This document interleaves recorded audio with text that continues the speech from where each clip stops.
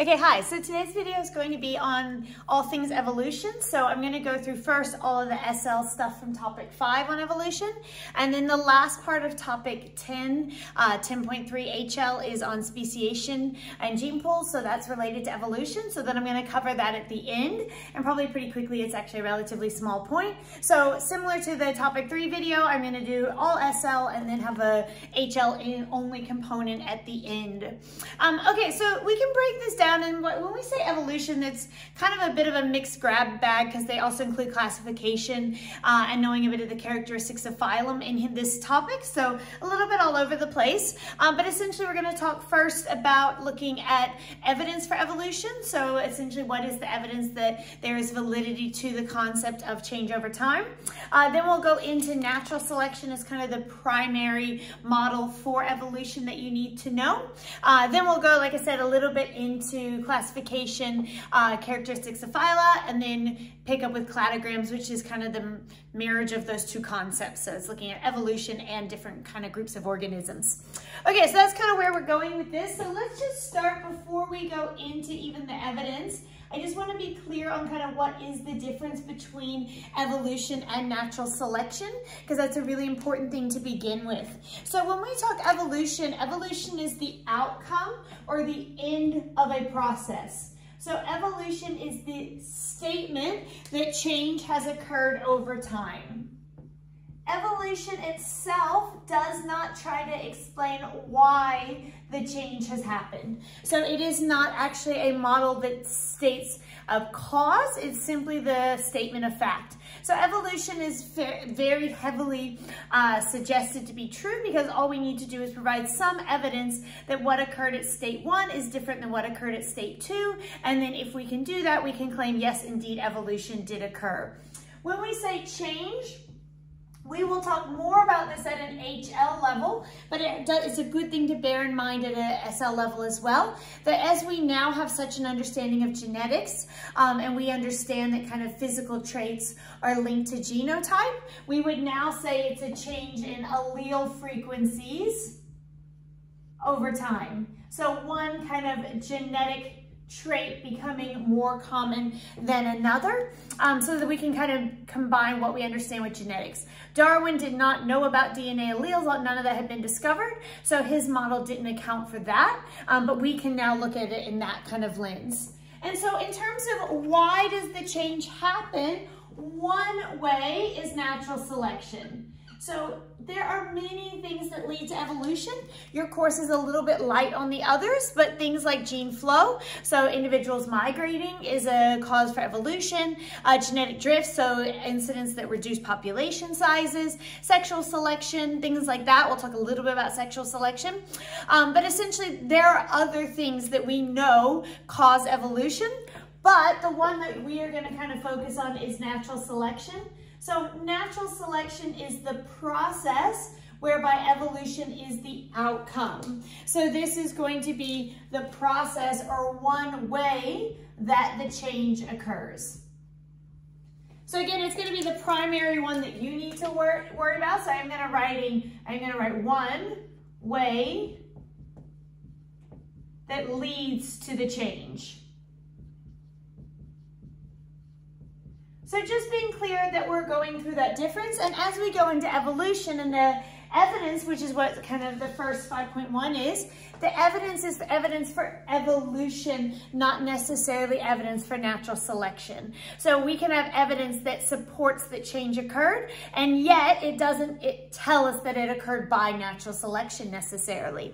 So we're going to kind of go in order. We're going to first talk about how do we know that in fact we can support evidence that change is occurring. And then we'll go a little bit more into, given we are accepting that change has occurred, now let's talk about natural selection as a way in which that happened. So we're going to go into kind of what is the evidence. So we'll make this as kind of a big table. So we'll kind of list what the evidence is. Then we're going to talk a little bit about basically explaining it. And then we're going to kind of talk a little bit about how does it support evolution.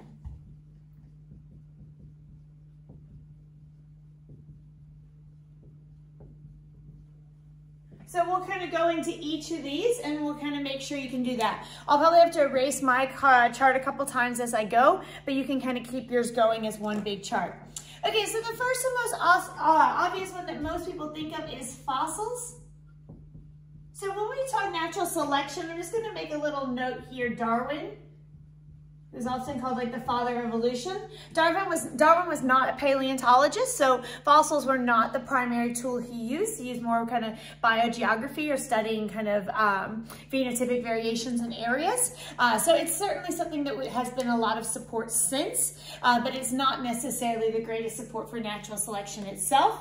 And so basically we're enabling us to see that organisms now look different than they did in fossilized form.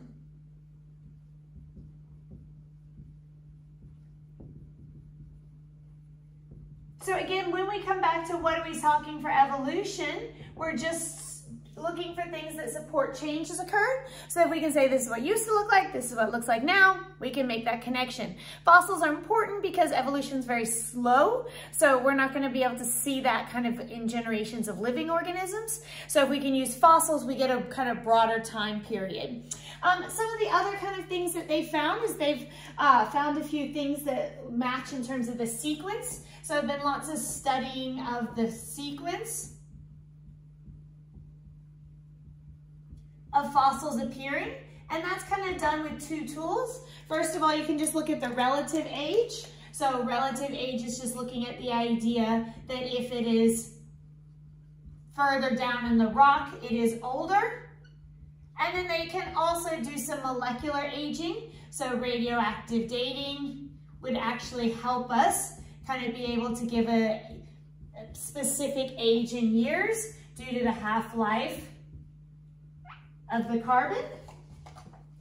You don't need to know kind of that process. That seems to be outside your course, other than just knowing so that some processes are done that allow us to date fossils in some way, if nothing else, at least comparatively. So we're really looking at the sequence. And so the sequence showed a couple of interesting things. So first of all, it supports the sequence, matches kind of the complexity.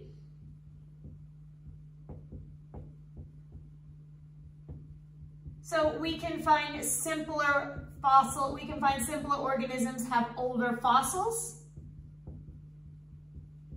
And then we can see that more complex organisms have newer fossils. And so again, that suggests they appear different, and it looks like it suggests the idea that possibly complex organisms evolved from simpler ones.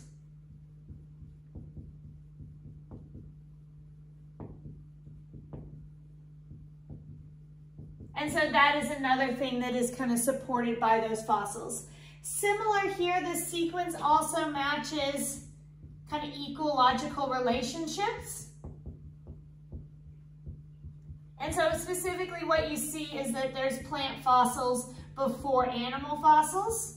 So that's important because essentially if we know that animals feed on plants, it would make sense if we're looking at kind of the origin of all living things that fossils for plants would predate animals, because otherwise the animals wouldn't have a food source. And then the other times you can sometimes see is kind of helpful intermediate species, which are essentially kind of fossils that kind of provide a picture of the kind of stages.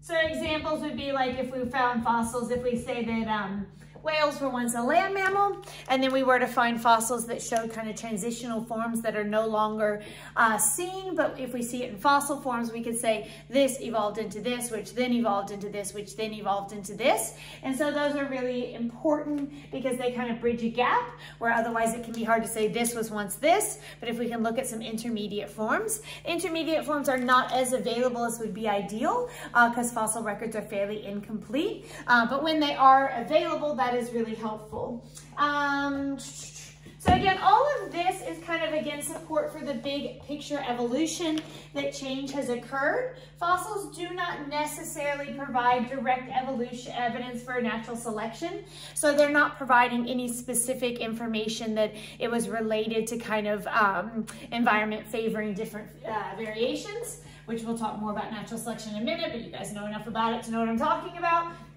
So it's probably just a more general one that supports that there is validity in studying evolution because of the fossil record suggesting that it did in fact happen. Next one, and this is a fairly small point, so we'll fit it on before I erase, which is related to selective breeding. And so selective breeding is kind of another term for that is artificial selection. So it actually, the fact that we can see farmers and livestock people and things like that actually deliberately changing organisms to match kind of desired traits. The fact that we can see that happen artificially provides evidence that that same process could be happening naturally. So it supports the idea of artificial selection, which is a good model that kind of supports the likelihood, therefore, of natural selection. So if we can see it happening in an artificial selection, then that would tell us that we could likely support that that might be happening in nature as well. So selective breeding is actually not only an evidence for evolution, but also an actual evidence for natural selection, because it does say that basically traits that are desirable become more frequent.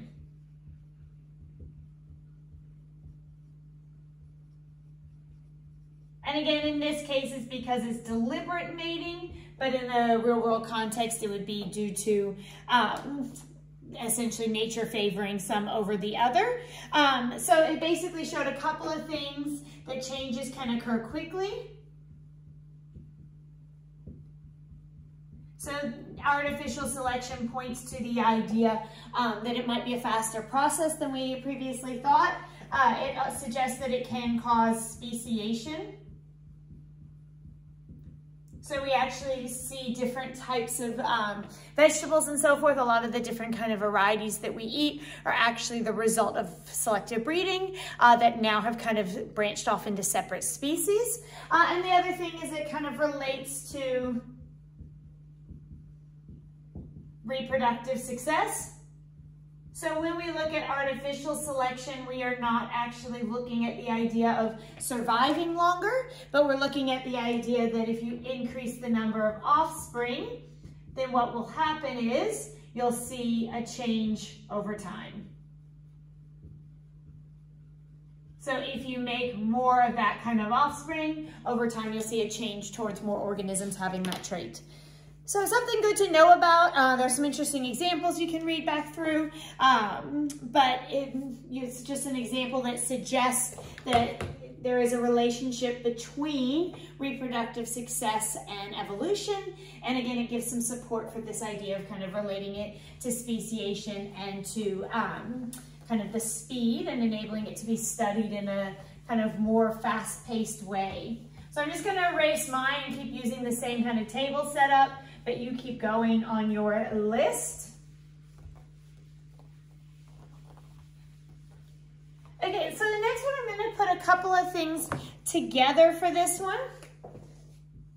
And so I'm going to call it comparative anatomy, which I did see that term on a mark scheme, so it is something that you could use.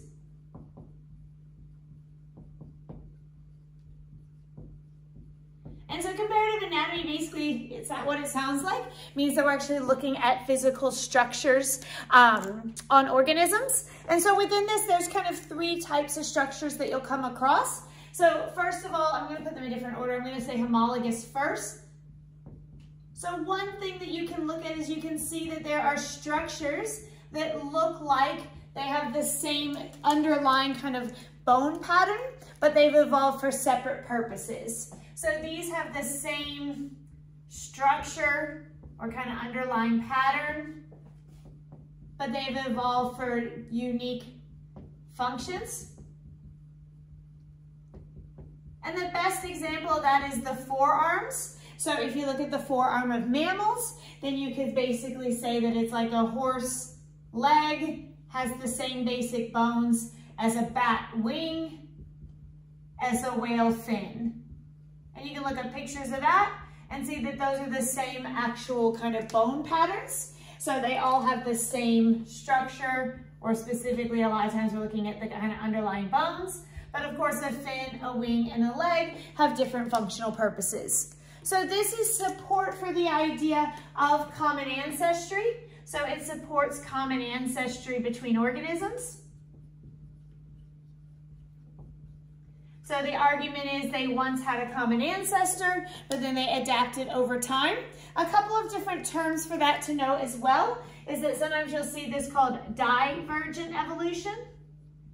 From my looking at mark schemes, they tend to prefer you to mention common ancestry versus just using the phrase divergent evolution. Divergent evolution just basically means shared common ancestor, evolved differently due to different environments. So shared ancestor, but then the presence of different kind of selective pressures caused them to separate out. So that's a very short version of what do we mean by divergent evolution. So that's what you could do in terms of talking homologous structures. Similar to that, but quite different in terms of what we can include. So I'm including all of these under comparative anatomy, is analogous structures. So these are just the opposite. So analogous structures this time have different underlying kind of structures, but they are fulfilling the same purpose.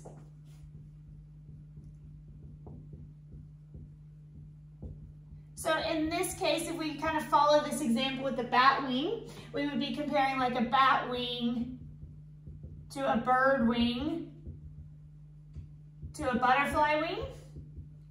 And if you looked at those wings, you would find that they're totally different. So for instance, the butterfly wing has no bone to it at all. The bird wing has a backbone bone and then feathers, whereas the bat has boning throughout the wing. So they have entirely different kind of fundamental makeups, but they're all doing the same thing, which is they're facilitating flight. So these are suggesting not common ancestry. So these evolved separately. Now, everything you can say is, in fact, a common ancestor if you link it back far enough. So we're just going to say no recent ancestor. So arguably there was once a common ancestor, but it's quite far removed.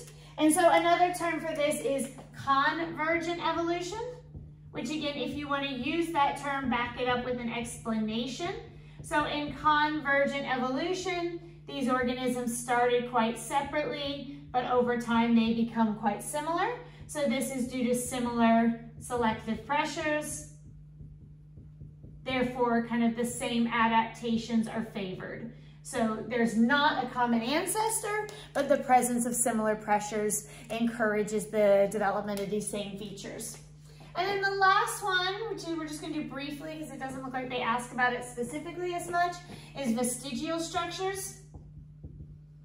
And a vestigial structure is a structure that is no longer functional, so no longer functional, but it's believed to have played a role in a common ancestor. So the best example, if you were giving an example of that, is the whale pelvis. So whales do not walk on legs, so that has no purpose, but if they evolved from land mammals did use that. So again, that is suggesting of some sort of common ancestry,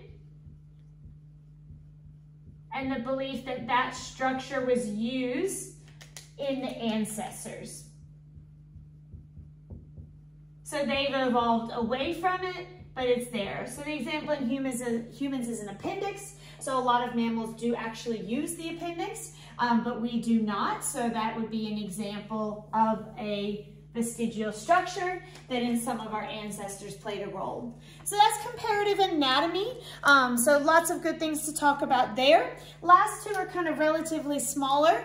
So generally speaking, comparative anatomy is a really good one if you have to ask about evolution, because you can get a lot of points like in an ERQ by talking about all those different types. So speciation is itself a support of evolution, because it suggests that species can change over time. So it's suggesting that it is possible for something to have once been one species, but over a period of time become more. So separated, so it's particularly, and we're going to talk more about this at the HL level, but it's particularly if they're separated species. So if species are separated away from one another, what tends to happen is that they change over time to become separate species.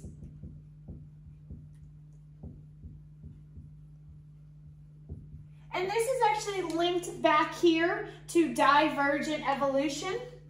So speciation is evidence of divergent evolution. So it's again coming back to that idea that we could have once been a shared species, but due to some sort of different environmental pressures, they've now become different, unique species. What makes them a species? I don't really know where. I think this is covered at different points in the course, but it's always good to remember it, is by definition, they're a separate species if they no longer interbreed. And so the fact that we can actually see that happening, see actual evidence of it, is really important because it actually tells us, okay, yes, we can actually say that divergent evolution happens. There's another term for divergent evolution worth noting, which is adaptive radiation.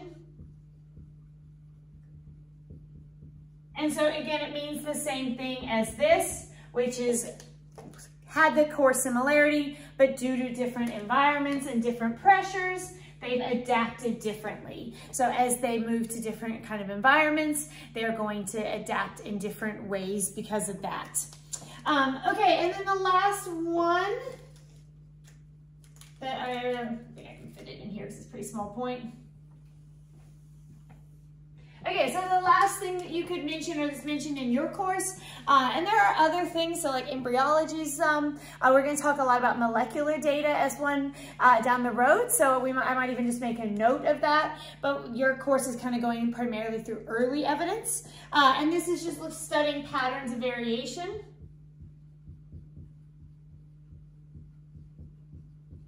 And another term I've used for this a lot is what I would call biogeography, which is basically studying the relationship between kind of geographical environments and adaptation. So trying to say, what is the relationship between the climate and the kinds of adaptations you see there? And that usually provides quite a lot of evidence for convergent evolution as well, because you can say that organisms are evolving to be more similar to the climate. So that is kind of one thing that you can see, is you can see kind of basically environment can actually predict the presence of certain variation. And that is, again, a support of convergent evolution. So we had kind of two different supports of divergent. This would particularly support convergent. But you can also see in the same argument it can support divergent, because you can say, okay, but if the climate is different, so islands that have different food sources, therefore they evolve kind of different features. The other thing that you can see here is you can see kind of, if you see kind of a continuous range in features, then that supports the idea of gradualism. So if instead of seeing, okay, I only see really big beaks and really small beaks, I actually see kind of evidence of quite a few intermediate forms as well, then that suggests this idea of kind of gradual divergence. This is probably not my favorite one to write about. We will talk a little bit more about that in an HL level, gradualism, and looking at that as being kind of a model of selection and evolution, that it can happen gradually. So if you can, in fact, kind of this continuous range, or another way of thinking about it is presence of intermediates. so not seeing extremes, but rather seeing lots of kind of intermediate forms, then that would actually be a support that in fact some sort of gradual change is happening.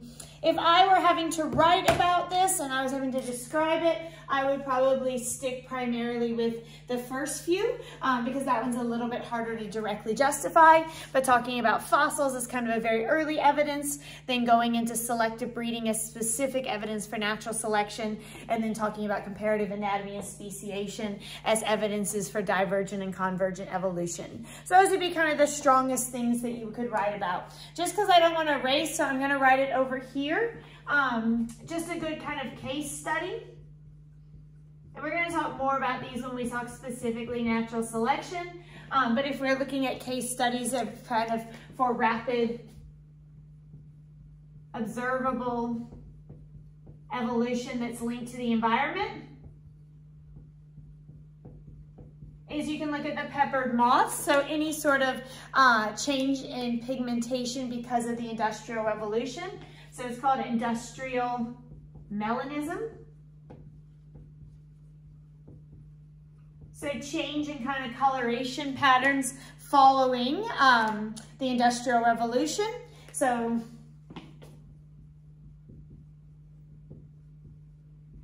because that was a dramatic environment change, then you can see, therefore, you can see a fairly rapid evolution to adapt to that kind of rapid change. And you did the simulation, so you would have done examples of this. So you could look at the peppered moths.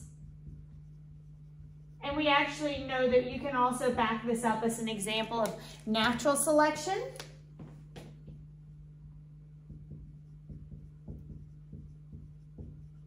And it provides not just evidence for evolution more broadly, but actually an evidence for natural selection, because you can talk about the variation kind of being previously present and survival. So that's just a good kind of case study that kind of talks about evidence for evolution, and not just in a broad way, but in a very kind of specific way that you can look at. Okay, so again, that's your evidence kind of terms that you need. We'll go from that now that we've established, yes, there is some validity to evolution occurring. We're going to talk a little bit more about the evidence, or the actual process of natural selection. Okay, we're back to talk about natural selection. And when I did this on my page, I kind of did a flow chart and then I did 2 example ones. But I'm going to try something a little bit different up here, so you may want to make yours go longwise, where I actually want to write kind of the steps and then show each example how it's related to those steps. So we're going to go through kind of step by step what you would need to say if you were talking about natural selection, and then we're going to apply that to the example of the Galapagos finches and to antibiotic resistance. Those are the 2 most important examples for you to know, but if you know the general steps, you should be able to tackle any novel prompt as well. So if you had an ERQ, it's probably more likely to be on antibiotic resistance or Darwin's finches, something like that. But if it was in a short answer question, again, follow the same steps and you ought to be able to get there. Okay, so this is going to be the steps involved in natural selection. So when we talk natural selection, we are now talking about one account for how evolution occurs. And this is specifically the work of Charles Darwin. So this is his example. So Darwin's account for how evolution occurs.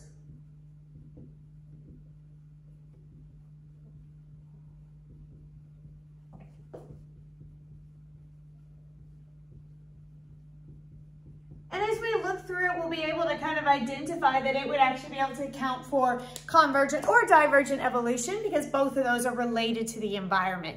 There are other examples. As we go through, I'll talk kind of specifically about the example of kind of sexual selection, which is very similar to natural selection, but technically its own variety. But then we can also talk about things like migration between populations also leads to evolution not by natural selection. So there are other forms of it, but your main focus is going to be on this.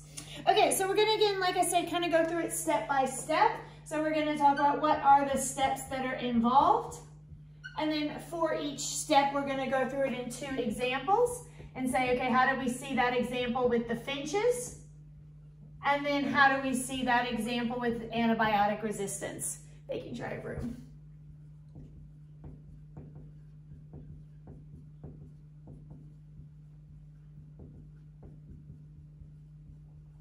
Okay, so then if we can kind of trace that step in each place, then we can kind of see that example. Okay, so the first thing is that when we talk natural selection, it is genetic based. So it has to come from genes. That's really, really important. That's what actually separates Darwin's view from Lamarck's view. So that's a crucial kind of component to it. Darwin himself did not know about DNA. He just knew it was a heritable variation. It's a variation that passed on from offsprings, but we do know about DNA, so we're going to be clear on that. So what kind of underpins the whole thing has to be changes in DNA.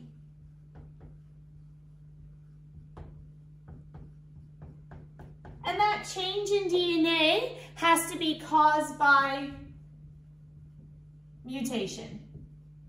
So I'm going to put a couple words kind of in red, so you might want to do the same or highlight them. So those are just words to remember. So we have some sort of change in the DNA that causes a mutation. I'm going to do a couple steps, and then I'm going to go through all the steps, and then we'll go through them all with the 2 examples. And then usually a change in DNA then leads to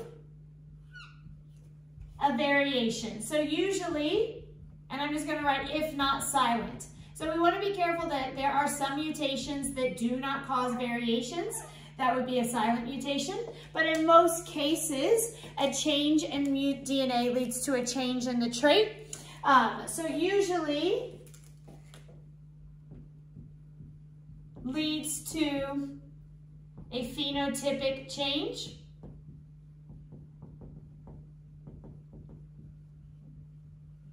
And that phenotypic difference is what we call variation. So variation is a difference in phenotype, but it's caused by a difference in DNA. One thing that we're going to add here is it's caused by the mutation, but also aided by sexual mutation. Sexual reproduction. And so I'm just going to make a note kind of to go back and review your meiosis stuff. So if we talk about meiosis, we talk about crossing over and things like that. They lead to more kind of differences between gametes. So in some cases, you could actually see DNA itself isn't changed, but the combination leads to a new phenotypic outcome. So most of the time, it's safe to say it's related to mutation itself, but in some cases, it can be recombination. So some of those kind of meiosis traits lead to the variation. Okay, so now we have variation among differences, so phenotypic differences between individuals in a population. And remember, we're talking about at a population level, so individuals do not evolve, populations do. So for that to make a difference though, there has to be some sort of kind of threat to survival or push to survive. So either overpopulation or a threat to survival, a lot of times both. So if we have overpopulation, then that's going to relate and kind of introduce something like competition. So competition for resources or some sort of threat, struggle for survival. So that can be different things. That can be climate, predators. Something is there that implies that not every individual will survive. And that's a key one with human populations. We have removed most of the struggle for survival in kind of Western cultures. So there's not that same kind of competition. Therefore, you see less kind of evolving towards better fitness. Okay, so then if there is some sort of thing whereby not everybody is going to survive, so survival is not guaranteed, then some variations are going to be better suited for survival. So that's going to depend on the environment. So depending on the environment,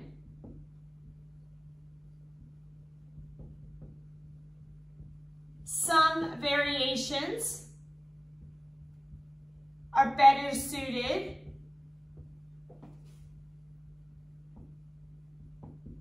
for survival. And those variations that are better suited for survival are called adaptations. So if the variation helps you survive, we now call it an adaptation. So mutations cause variations. Variations are adaptations if they help with survival. Keyword here is the environment. So what is an adaptation in one environment may not be an adaptation in the other. So if you're a bear, having light colored fur is a great adaptation. If you're living in an Arctic environment where it provides camouflage, same bear though were to go live in the forest, that would now not be an adaptation, it would be a problem. So it depends on the environment. So the ones that are better suited to survive, another way you can say that is you can say that they have a selective advantage.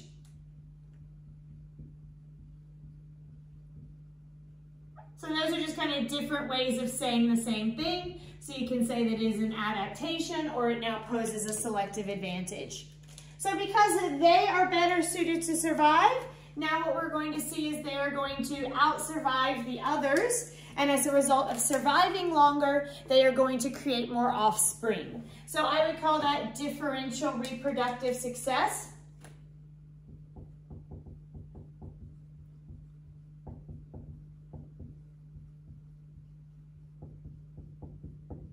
So the key here is it does have to link to reproductive success. So survival itself is not sufficient. So survive, therefore reproduce. So that's key, is they survive long enough to reproduce more. So they have differential reproductive success as a result of that. The term Darwin used for differential reproductive success is survival of the fittest. So that was his terminology. We tend to go away from just saying survival of the fittest now and use differential reproductive success because it takes it away from just being about survival and emphasizes the importance that it actually has to have that reproductive piece to it. Then, because of the fact that the whole variation is genetic in nature, so because the variation is on a gene,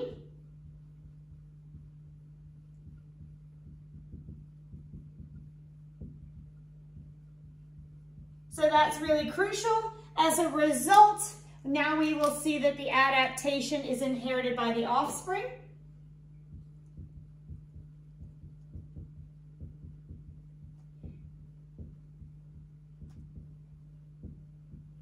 And that's kind of another word that you can make sure to include is that, again, the adaptation is then inherited. And we said here that they have more offspring. So every generation, more offspring have the adaptation. So over time, that is leading to a progressive change.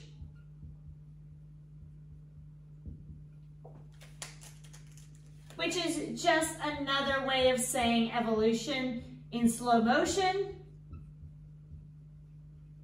So progressive change, whereby increase in the frequency of the adaptation. So if we were to track how many have the adaptation, over time it would be becoming more frequent.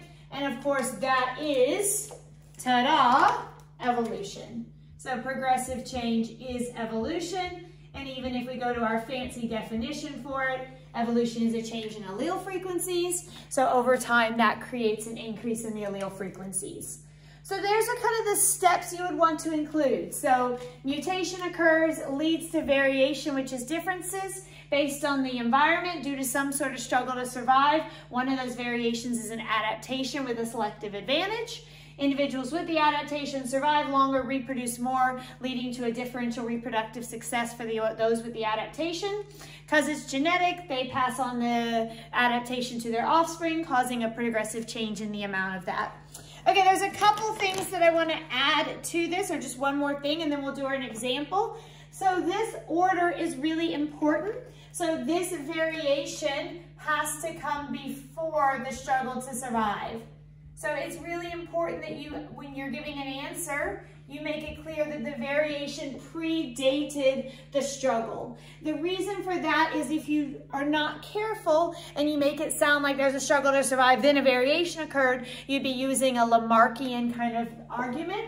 So you need to make sure that this is already before. So I'm just going to make a note, don't be Lamarck. So variation is already pre-existing. So make sure that you clarify that the variation exists separate to or before the threat. So if you want to avoid having a Lamarckian model, you want to make sure that you clearly state this already was in effect. They were already born with the variation, and then there was some sort of threat to survival whereby it became an adaptation. If you get the order wrong and you say, depending on the environment, some variations are better suited to survive, this leads to a phenotypic difference between individuals. If you flip that, you've undone your whole argument, because now you're sounding like you're stating that changes occur based on the environment. The change was already there, the environment just changed who favored that. So anyway, that was just an important one to kind of make sure that you're careful of.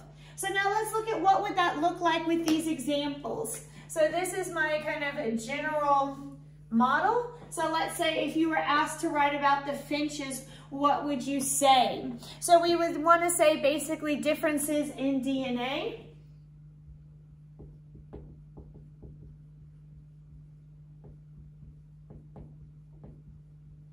So I'm going to write that there are different alleles for beak size. And those different alleles, once upon a time, were the result of mutation.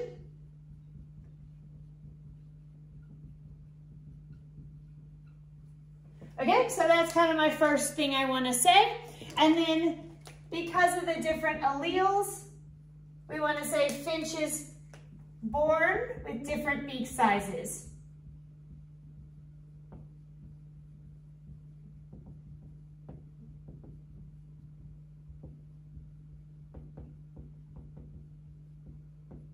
Okay? Another way, if you make that point of are born with, it's just a good way of trying to make sure you spell out that the variation pre-exists. So that's just kind of a trick to make sure you do that. Sometimes that's going to sound strange when you start talking about bacteria, but it works nicely with these. So the different qualities means that there is genetic variation. So variation exists. So in this case, this is where the finches are important because it comes down to the environment. So finches migrate to islands.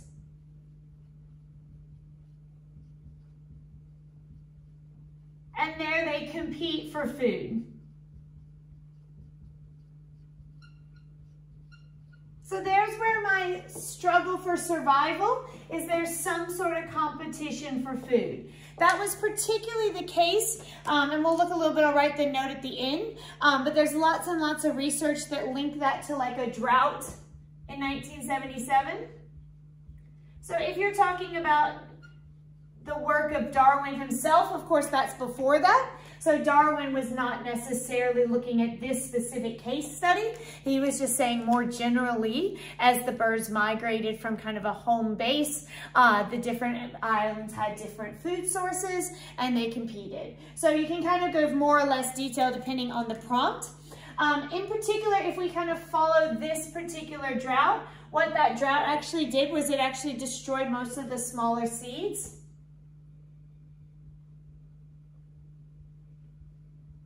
So then in this particular case, what you would find is that finches that have the larger beak are now at an advantage.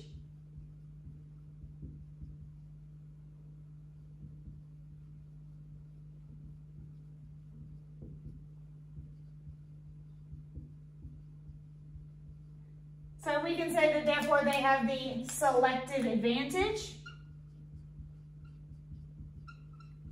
And again, I'm kind of writing it two ways depending on the prompt. If it just asked you to give an example, giving the 1977 example where the particular decline was in small seeds is a great, really specific example. If you're writing a more Darwinian example, you could just say the finches with the best beak for that island have a selective advantage. And so then that larger beak is now an adaptation. So then if they have the larger beak, they eat more. And if you eat more, you survive more. And if you survive longer, you have more opportunities to make babies. So eat more food, survive longer, and then more chances to reproduce. So it's really helpful to actually spell out that connection as well. So how does having a larger beak link to babies? So this is where a lot of students just kind of skip steps. They're like, they have the larger beak, therefore differential reproductive success. So adding this little bit in does help, where you actually say eating more food means you're less likely to die of starvation, means you're more likely to live long enough to have more babies. So this results in differential reproductive success.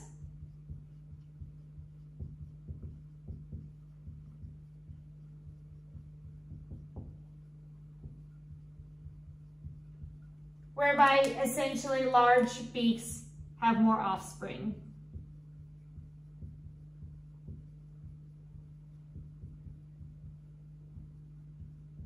Perfect. So the large beaks have more offspring. Then again, because we said here that that large beak size is genetic,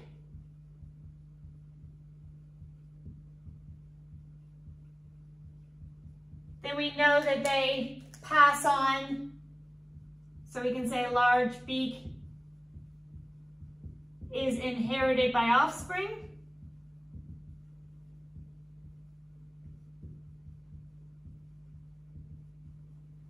So there's my kind of keyword there that I'm drawing, making it clear how it's genetic, and then that's going to finally lead to progressive change. And the specific progressive change in this case is going to be an increase in the frequency of breeds that have the large beak. Increase in percentage large beak. Sorry, ran right to the end there. Okay, so that's an example that you could use with the finches. There's lots of data, so if you want to kind of specifically link it here to that drought, your book has some really good data on it. So if you look specifically at Peter and Rosemary Grant and their kind of research, I do give you the example of a few things that I would say might be worth going back if you have extra time and making some kind of note cards on.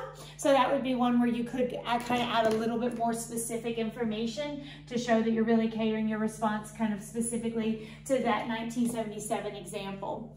Okay, then we're going to do the same thing with antibiotic resistance. This is asked on quite a lot, so because of the impact on human health, and it links a bit to some of our physiology topics. So this is a really good one to be sure that you're good on. So this is one where it's going to be really important to spell out that it is a DNA thing. So there is a mutation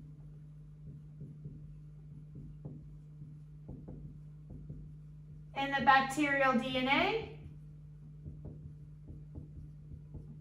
And again, we just want to be really careful. I think most of you would be good on this, but making sure that we know that the mutation occurs in the bacteria, not the people. That's a really common misunderstanding, is that people become resistant to antibiotics. It is the bacteria that do. So the mutation occurs in the bacterial DNA, and the result of that is that they are no longer killed by the antibiotics.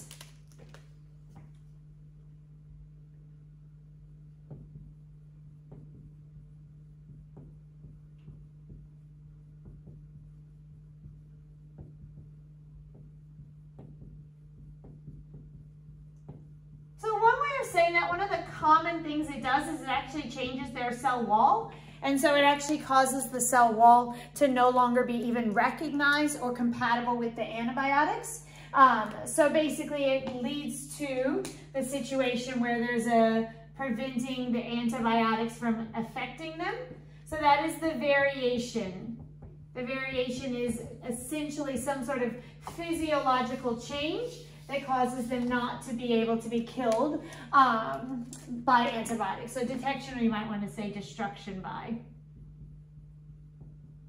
And again, we want to give a good answer. So I want you to have talked about that long before you actually mentioned antibiotics. So that's first, so mutation happens in the DNA, leads to a structural change that prevents detection or destruction of the antibiotics. Then, so until a person takes antibiotics, that variation is not an adaptation, it's just a variation. So it only becomes an adaptation when the kind of host takes antibiotics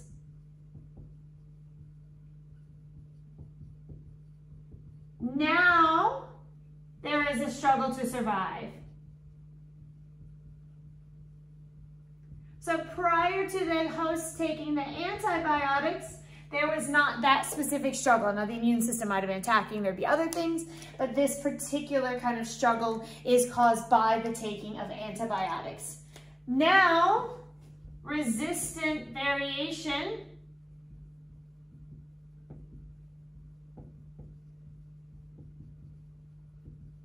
have a selective advantage.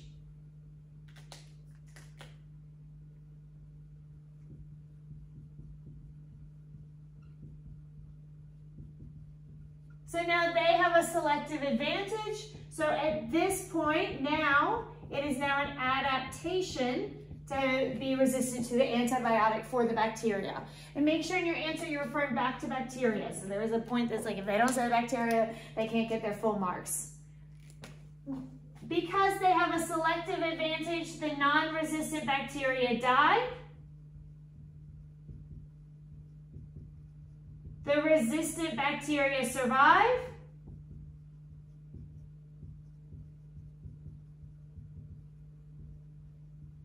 And particularly, we know that what bacteria do is they reproduce rapidly through binary fission. So bacteria that do not die will naturally quickly reproduce. That's just the nature of bacteria. As a result, there is a selective differential, sorry. And this is a fairly dramatic one.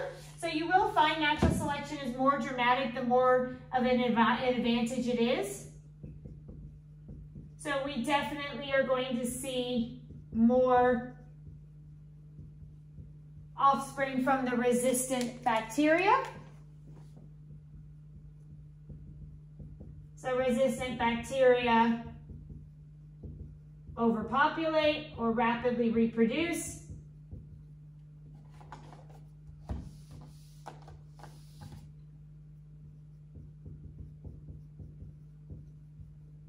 So now they are quickly reproducing. Then, because of the fact that it is genetic, so because resistance is genetic,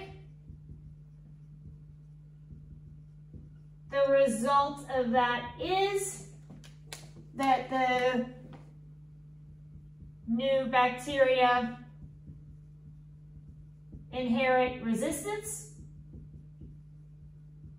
And so because in this particular case, it's not just a small survival advantage, it's like basically the others are eradicated, you're going to see it happen even more quickly. And so then as a result, we're going to see progressive change. And the progressive change is going to be an increase in the percent of bacteria that are resistant to antibiotics.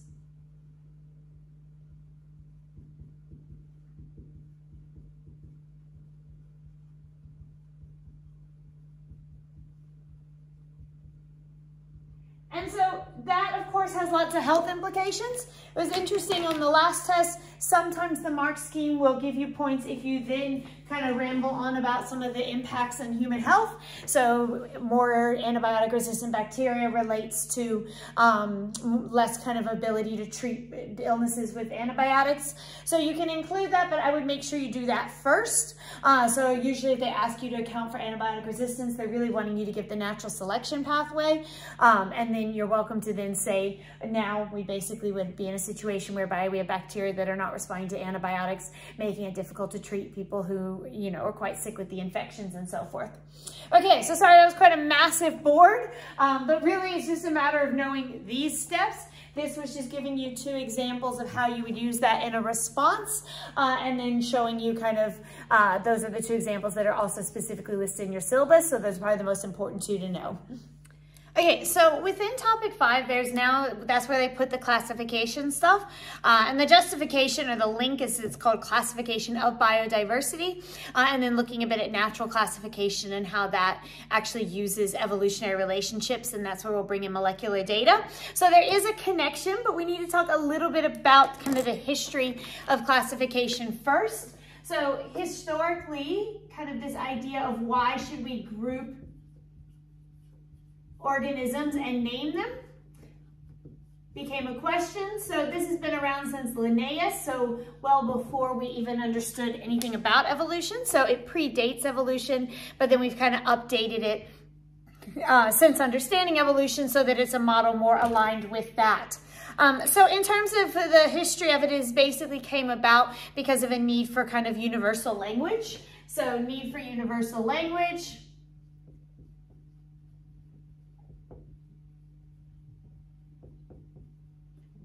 We needed a way of kind of ensuring that we were identifying organisms that were the same organism. So if you think about this, particularly in kind of a medical research area, we needed to make sure that if we were doing research on different, say, pathogens, we need to know, are we looking at the same one? In which case we need to have kind of a solid language system and a way of knowing who it's related to and so forth. And then the benefit of that is it allowed for a kind of greater cooperation and collaboration between scientists. So if they are all using kind of one naming system and one kind of grouping system, then we ensure that we're actually kind of creating a database of information, whereas if every scientist is calling it by a different name, then we're not being able to kind of allow for that kind of growth of knowledge. So that's really important. Okay, so then for this, you need to know a little bit about how they are grouping. So we say classification is kind of both the grouping and naming of organisms. And those go together because they are named after kind of their group membership. So we need to talk about what are the groupings. And so this is, you can belong to multiple groups. So for instance, you could say you are Australian. I'm not Australian, it's a weird example to choose, but you are Australian is a really big group that you belong to. You could say I belong to a smaller group of people that live in Melbourne. So you could say, okay, then I belong to an even smaller group of students that attend MLC. Then you could say I belong to an even smaller group of students that are doing the IB at MLC, a smaller group of year 12 IB Bio students. So you're basically, you belong to all of those groups. It just depends on what information I wanted to know about you. And I have the really specific thing, like you're a year 12 IB biology student. That's a really small group that tells me quite a bit about you. But I also might want to know more information about you. And if I knew you're Australian, that actually would give me kind of a wider amount of information and know who you're more similar to. So I always use that kind of example just to clarify that when we talk about organisms, they belong to each of these groups. And some memberships are really big groups and some are very small, and they all have kind of benefits to knowing. So the more you know of every group of an organism, the more information you can kind of derive from that. For this, you'll need some sort of mnemonic. I would say I use a mnemonic. It's an easy way of doing it. So I use, you don't have to use this one. Did King Phil come over for grape soup? I don't know why I used that one. Someone taught it to me once, and that's how I've kind of stuck with. I think the Amoeba Sisters has a different one. So work out one that works for you. But it's really hard to remember the small ones, the class, order, family, without any sort of memory clues. So I certainly recommend using something like that to help you. So D is for domain. K is for kingdom. Domain was added later. F is for phylum. C is for class. O is for order. F is for family. G is for genus. And S is for species. a little bit of information about these. So these are going to be, this is the largest group, and it's the most inclusive. So it's a large group of organisms, includes lots and lots. And then all the way down to species, which is going to be smallest, and the species themselves are going to be only those that interbreed. So a species has a very specific definition of organisms that can breed together. So as we go down, it gets smaller, and then most exclusive. So it's a very hard kind of small membership group. So again, that's going from you are Australian to you are a year 12 IB biology student, or you might say species might be like your family or something like that. So you're going kind of progressively smaller as we go. A few information about these, and we'll talk more about them in our next kind of little diagram. So when we talk domain, there are 3 domains. This was the last thing to be added. So prior to this, there was just the kingdoms, but then essentially the understanding that eukaryotes and prokaryotes were so unique from one another, they came up with this need to create a whole extra system, and there's kind of more differences between those domains than between the different kingdoms, so it became really important to include that. So then we're going to have archaea, eubacteria, or sometimes you'll see as bacteria, and eukaryote. I don't necessarily think this is the greatest distinction because these two are going to come up anyway when we do our kingdoms. So, and then this just breaks down into further kingdoms. So we are going to look more at a kingdom basis, but it is worth noting that there are the 3 domains. Then there's going to be 6 kingdoms, and they are going to include archaea and eubacteria. So each of those are going to be their own kingdom. And then there's going to be 4 different eukaryote kingdoms.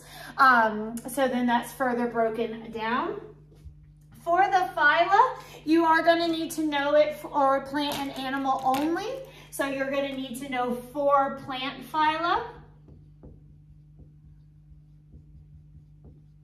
and 7 animal phyla. I think there are actually 9 animal phyla, so I'm not sure quite why. Anyway, for some reason, like they excluded echidnoderms and so forth. So you're going to know 7 of the 9 animal phyla. So you can worry about the 7, but there are actually a couple that did not get nematodes. I think they excluded, an echidnodermata. So anyway, there's 7 of them that you are going to have to actually know and account for that you'll need to know. You don't really need to worry about any of those in there. There's not going to be, they might have questions, but it would tell you the information, so you don't have to memorize any of those features. And then you do need to know that genus and species makes up the binomial nomenclature, which by definition, binomial means 2 naming. So a 2-name naming system. And again, the purpose for that is to allow for better identification of organisms and to provide this idea of universal language that allows for kind of collaboration and cooperation by having that. When you are writing a binomial nomenclature, you're going to write the genus name first with a capital letter, and then followed by a species name with a lowercase letter. And they need to either be italicized if you're printing it, or if you're handwriting it, it needs to be underlined. So one of the recent tests had a 4-point question just about this, and it was like a point for saying that it's a 2-name naming system, a point for saying genus followed by species, a point for uppercase, a point for lowercase, a point for the underline. So lots of different things all related to that same kind of idea there. So that you'll need to actually know. Okay, so then from this kind of originally, prior to our understanding of evolution, it was originally based on morphology. So the argument just being that we would essentially look at organisms and say, based on how similar you appear to be, this is who you belong with. So you look like them, therefore you're going to go into that category. But what we've now done is, now that we understand better, now we're actually basing it on evolutionary relationships. So same idea, we actually used the same system that Linnaeus set out in the 1700s. We added domain and a few things like that, but same system, but now we actually sort them based on their genetic similarity and evolutionary history. So they are now sorted by evolutionary similarity and history, or their genetic similarity. So we kind of changed the way that we go about doing that. And just to kind of give you the term for that, so when we actually do it based on their evolutionary history, then we are now going to call it natural classification. That's kind of a weird word. I don't know, sometimes IB uses weird words. I would call it phylogeny. It's a term I would have always used for that. But anyway, basing to stick with this one because that's your IB term. So natural classification is when we group them based on their genetic and evolutionary similarity rather than based on their morphology. And as we've done that, it has involved at times kind of redoing things. So we have actually kind of had to change things, and sometimes things were inaccurate before. So for an example of how we've had to change that, so this can lead, things have been re-edited as a result. So something that was organized one way previously has now been reclassified based on natural classification. And an example of that is the figwort family. And essentially they took members of this family, and when they actually studied it in more detail, they had to kind of reclassify. Some actually went into a different family. Some of them kind of merged. So they basically took a bunch of organisms that were all being classified in one family and kind of restructured it. Kind of boring if you ask me. So I'm not going to go on a lot about it because I read it and was bored by it. But if you want to read more about the figwort family, feel free. Okay, so then that's kind of the idea of how we do it now, and just kind of a few different advantages, which is kind of similar to advantages overall. So in addition to kind of the collaboration and cooperation, there is kind of easy identification, because the argument is that we can basically work our way down. So you can look at features that help you identify what Doa kingdom it's in. So then you can kind of work your way through. So it kind of gives a easy to identify and provides kind of a systemic approach by kind of looking at features it has in common with other organisms. One of the way that you could do identification, but when you do it this way, you are using more kind of morphology, but you can use a dichotomous key. So a dichotomous key is basically looking at physiological features, but particularly finding ones that kind of help you narrow down what class, order, and so forth they belong to, and working out their identity based on that. I'm not going to go through how to use them. I'm sure you can handle it. If that sounds really scary to you, go back and look at a few examples. And then the other thing is, because of this whole grouping system, we can actually predict features based on group membership.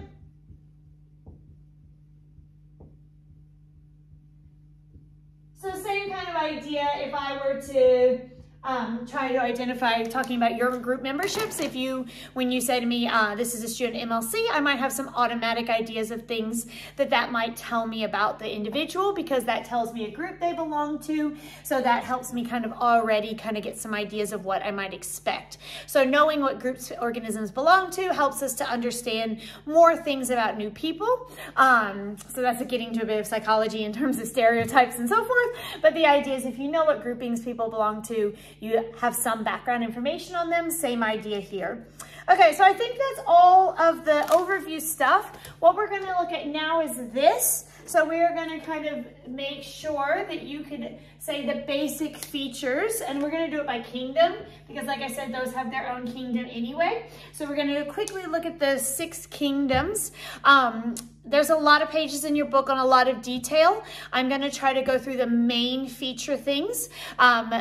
Again, I think I'll go through what you would need for probably 90% of any questions that are going to be on random phyla. If you get bored in November, make a flashcard on each of these phyla particularly and go through a little bit more detail. There's slides in it on the PowerPoint, one on each one, but I'm trying to consolidate, not exaggerate. So I'm going to go through kind of key facts, make sure you know what the phyla are and what are some of the standout features about them that you need in order to kind of identify them from information in a question. And I think that would be fine. But again, I'm not going into intense detail. So I'm just going to erase this and make a little chart for us. Okay, so I set up a little table. I just went ahead and set it up so I could think about my spacing, and it's not the most beautiful lines, but you can use a ruler if you want to make yours fancy. So again, we're going to go through the 6 kingdoms. I'm actually not going to go through any specific phyla for these 4, so we're just going to go through general information about the kingdoms. Then for plants and animals, we will divide it into the actual phyla and have the characteristics based on that. So when we talk about archaea versus eubacteria, quite interesting because in some ways, most trees will actually place eukaryotes more closely related to archaea than to other bacteria. Yet at the same time, it's generally thought that they have, because they're extremophiles, they might have been the origins of life. So some will show kind of archaea and then that branch from there. So essentially, archaea is the common ancestor of all living things, and then it branched off into either bacteria or eukaryotes. So that's probably the most accurate way of representing it. So we have a little bit more in common with archaea, and yet eubacteria are more recent like we are. Okay, so what are some things that I would say we have more in common with? One thing is that archaea actually have DNA. So first of all, they are unicellular. They are prokaryotic. But one thing that's different, while they're prokaryotic, therefore don't have a nucleus, their DNA is wrapped around proteins. So they're actually not histones themselves, but very similar. So they have the slightly more similarity in terms of their structure of DNA. The other thing that's interesting is that they do have some introns.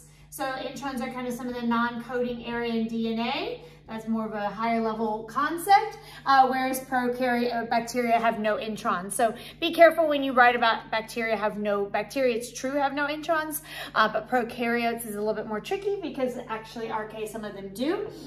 Some other features, they have a cell wall, but their cell wall is not made of something called peptidoglycan. That's just an important distinguisher because it is for eubacteria. So because of how similar they are in terms of both being unicellular prokaryotes, the presence or absence of peptidoglycan is a way of kind of distinguishing between them.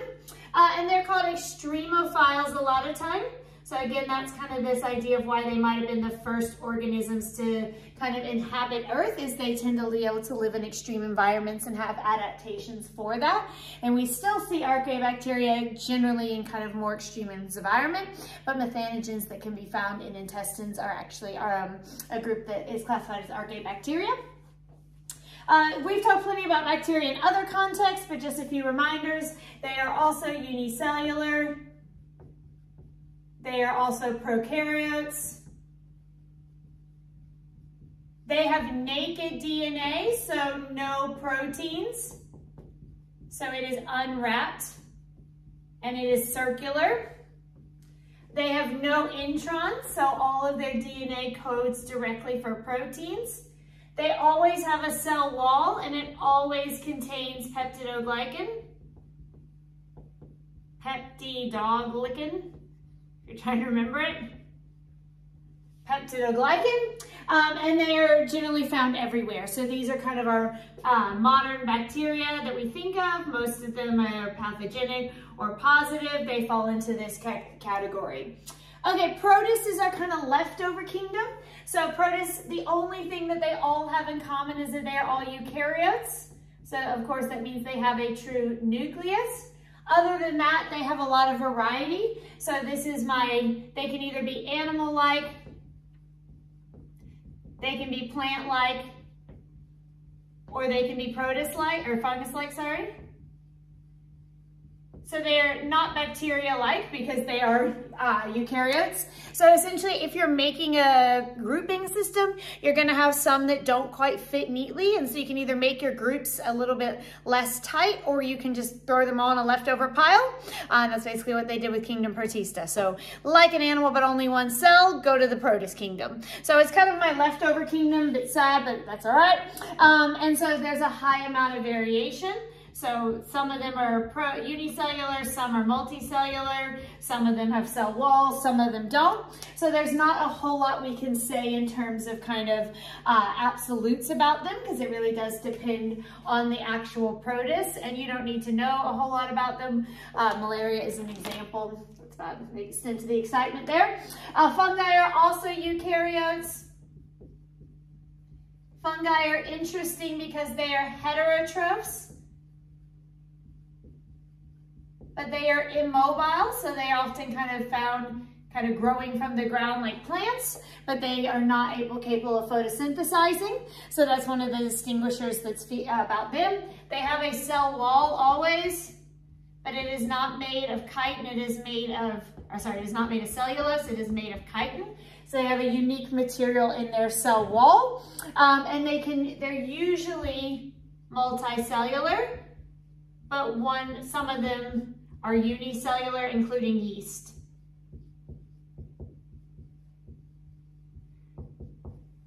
Okay, so there's just a little bit of distinguishing features about protists and fungi. They're kind of outside the realm of your course, so I wouldn't worry about them too terribly much.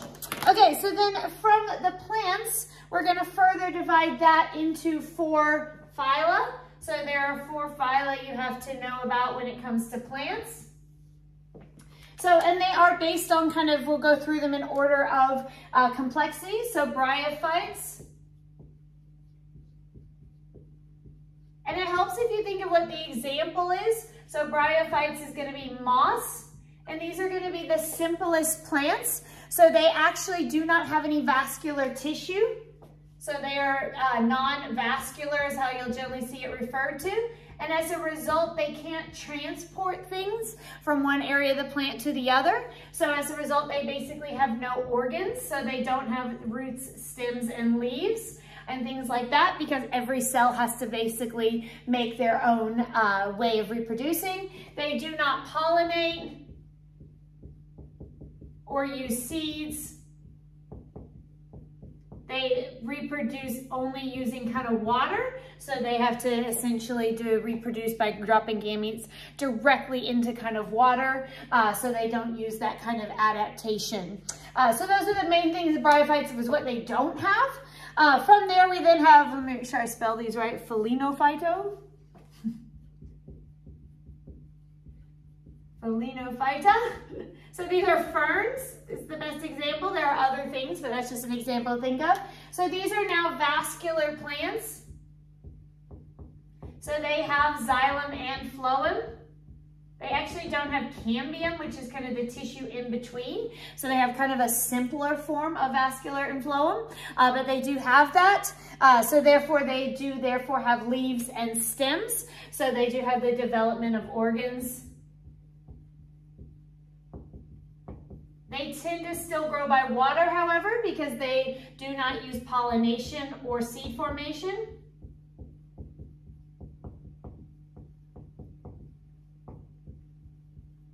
So they're reliant on water for reproduction. So the actual bryophytes have to live near water because of the fact that they also cannot transport water up. So they tend to be small, short, and near water, whereas the ferns can transport water, but they still use water for reproduction. Then we have conifers. Let me see how they're wanting me to spell that. Coniferophyta.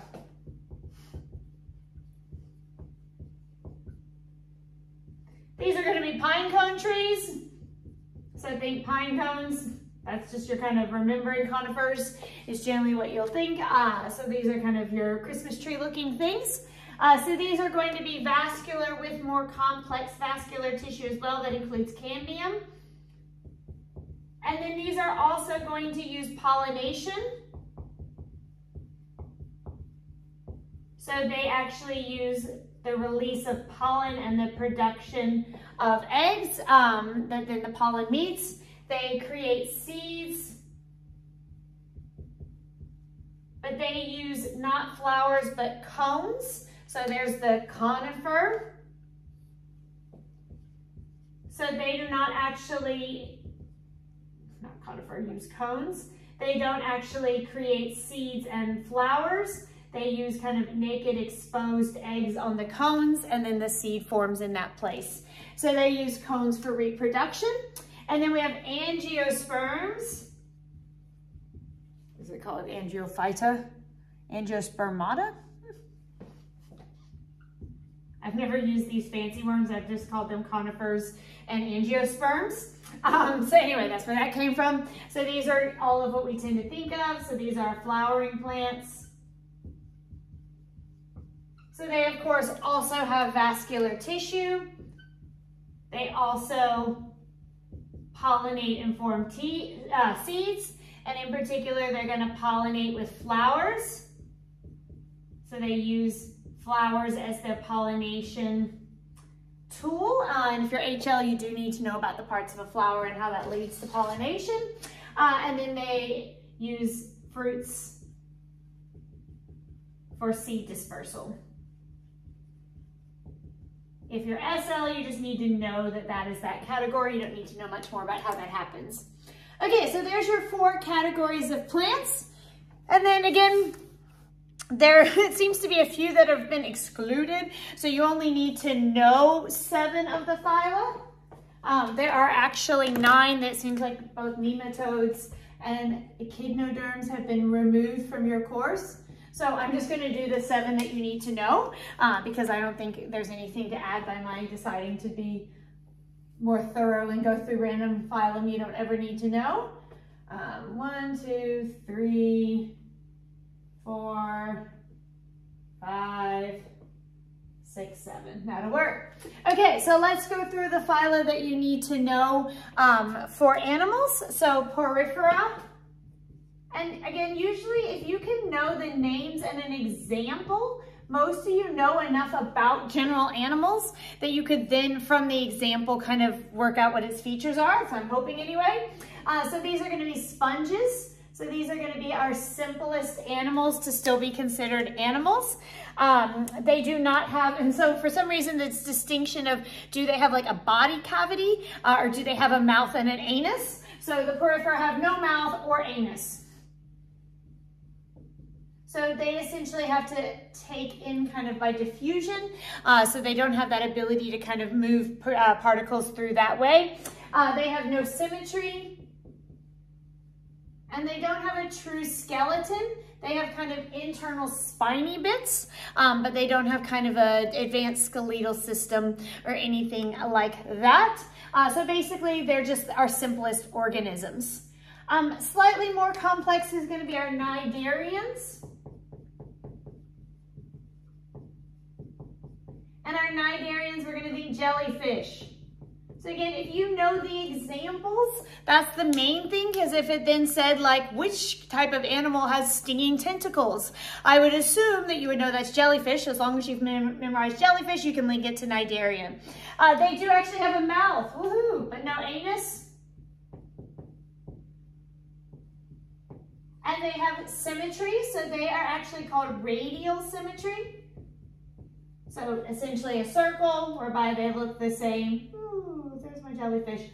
In theory, you could cross multiple lines of symmetry and they would be the same way, but they are soft, meaning they do not have any sort of kind of exo or internal skeleton, which makes them a little bit sensitive, and they don't have kind of good established blood systems. So all of these simpler ones do not yet have blood transport systems. They have to transport things kind of throughout their body in different ways. Then we have our platyhelminthes. And these are my flatworms. So these are really, really simple, thin little flatworms. Might look something like that. Does have little eye spots, isn't that cute? So these are flatworms. These are getting a little bit more complicated, but they still only have a mouth These are the first to have what we would call bilateral symmetry, whereby you can cut them in one single plane. And these do not, again, are soft. They lack a skeleton or blood, but they do have like a head, which is called cephalization. You don't need to know that term, doesn't look like, but they're starting to have some sort of concept of a concentration of nerves at one place. So that's kind of an extra level of complexity you'll see with that. They have a head. That's kind of something that goes a little bit more complex. The next one, that actually, if we went in evolutionary significance, the next one would actually be nematodes, which are roundworms. And they are the first to have a true cavity with a mouth and an anus all the way through. But the IB excluded them, sorry. So we'll go straight to mollusks. So we're going to see a fair amount of increase in complexity because we're skipping one. So mollusca. So if you think of that, the best example is to think of a snail. So if you can remember characteristics related to the snails. So they now have a mouth and an anus, woohoo. Very exciting to have an anus. They, again, from this point onwards, they are all going to have this bilateral symmetry, whereby their body has a single line of symmetry with things on both sides. And they have some sort of outer protection because they have a shell. And so they have like a mantle that then develops a shell from it. Again, if you know a little bit about snails, you should be able to kind of work that out. And that's pretty easy to remember. Okay, from molluscas, then we have annelids, Annelida, and that's going to be earthworms. So you didn't know earthworms were so sophisticated, but they are. So they're the first ones that have this true kind of lined body cavity. So they have a mouth and anus and kind of an advanced body cavity, which kind of includes like a more traditional kind of set of placement of organs. So like we have an internal body cavity, our digestive tract, something similar to that. So they have a true body cavity. They also have kind of, they don't have any bones, but they do have like a hydrostatic skeleton whereby they can actually kind of use water to create some sort of body pressure. So again, not a true kind of internal skeleton or external one, but they do have a cavity that kind of uses water pressure for giving them a little bit more substance. Again, just think earthworm and you're fine. Then we have arthropoda. And arthropods are insects. And again, if you know they're insects, you should be able to remember most of their key features. So they also have a mouth and anus and a true kind of body cavity throughout. They have bilateral symmetry. Sorry, these are also bilateral. These are also bilateral.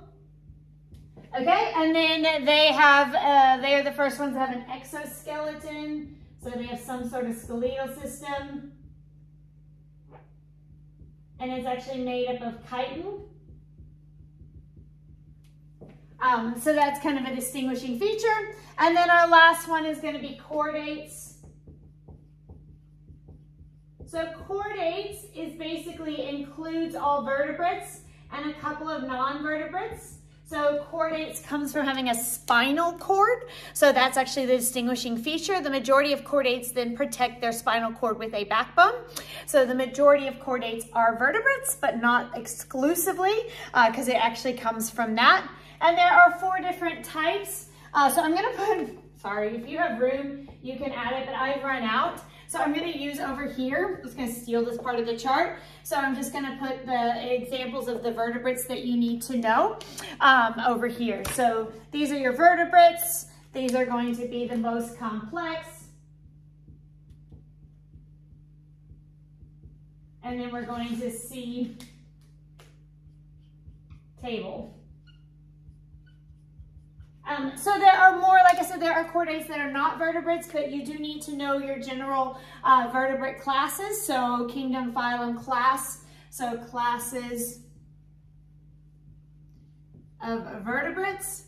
And again, I'm not going to go into lots of detail because I'm hoping that you have basic knowledge of organisms, whereby if you saw a question that was basically like, has scaly skin, you would be able to know it's a reptile, or has feathers. If you're like, oh, has feathers, might be an amphibian, then I don't know, you gotta do some reading. I can't help you with that. So I'm hoping that you know your basic organism features, so I'm not going to spend a long time on it, but I am going to put them in kind of order of kind of most to least complex. So these are going to be least complex all the way to most complex. So we're going to have fish followed by amphibians, followed by reptiles, followed by birds, followed by mammals. So just knowing that order could be significant. There was two things to kind of note here in terms of fertilization was one. So these, from this point downwards, they use internal fertilization.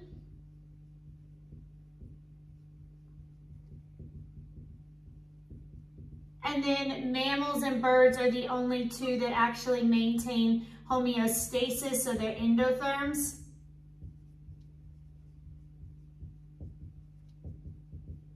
So endotherms, if you know that term.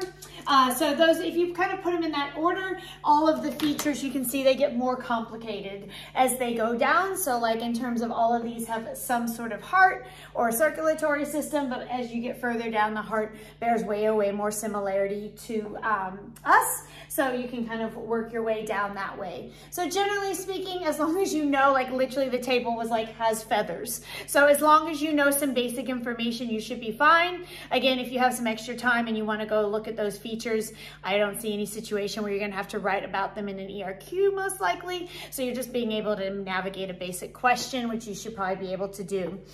Okay, so that's my fun table. We are nearing an end. We just need to move now. Last thing for standard level is cladograms, and I'm going to be pretty quick on that because a lot of it, to be honest, is just data analysis. Can you look at a picture and work it out? So we'll do clatistics and then wrap it up for SLs, and then HLs we'll do one more page and look at speciation. Okay, so last little piece of this, and like I said, it's going to be pretty short. Because most of you, I think I saw in your last session, are pretty good at these anyway. I think they're pretty easy and self-explanatory, but we'll just make sure we know a couple of terminology. So last thing is called cladograms. A lot of times you'll see them called phylogenetic trees. Your course IB tends to stick with cladograms, so that is the word we will use. So it is basically just a diagram of the evolutionary relationship between different species. So we're kind of putting the two things together. We talked about natural classification. So then if you know evolutionary relationship, a cladogram would basically be a diagram that shows that. So it's based off this word here. So it's a diagram of clades. So we'll define a clade real quickly. So a clade is organisms that arise from a common ancestor.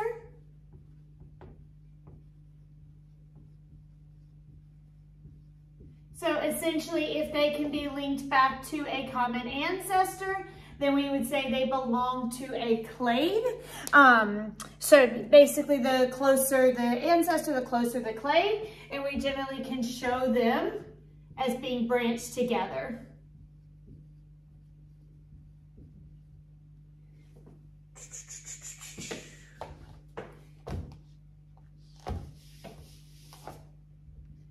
So a lot of times we'll look at the ones that have the most recent common ancestor as belonging to the same clade.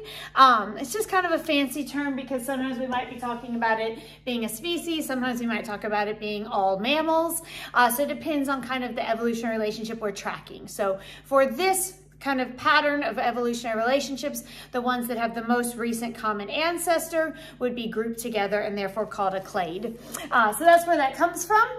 The best evidence to use for this, and this is where we didn't mention this in terms of evidence for evolution, but it is also a good evidence for evolution. So the best thing if we're trying to work out how closely related are different organisms is to use molecular evidence.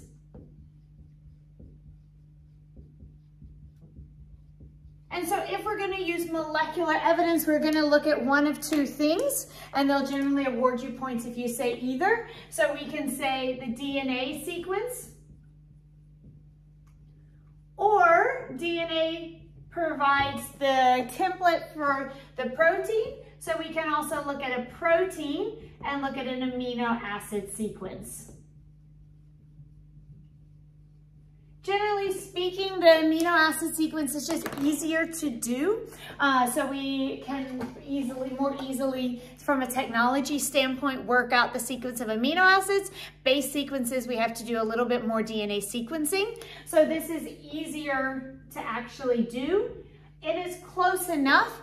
If you are really, really closely related, you might miss a few things because you could have silent mutations that give you the same amino acid.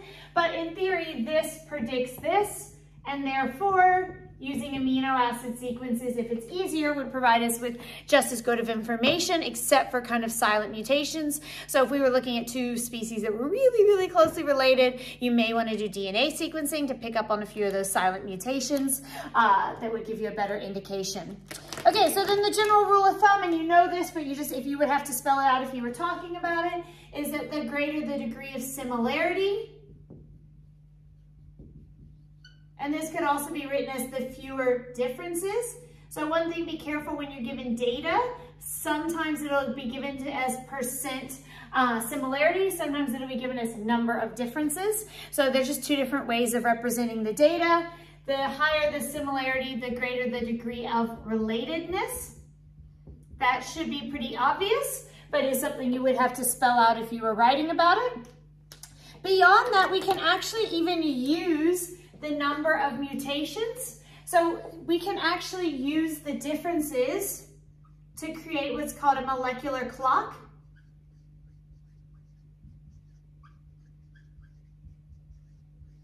So a DNA or molecular clock is basically trying to use how many differences there are between organisms to actually create a numerical measure of how much time has passed between them. So this would give us an actual indication of the time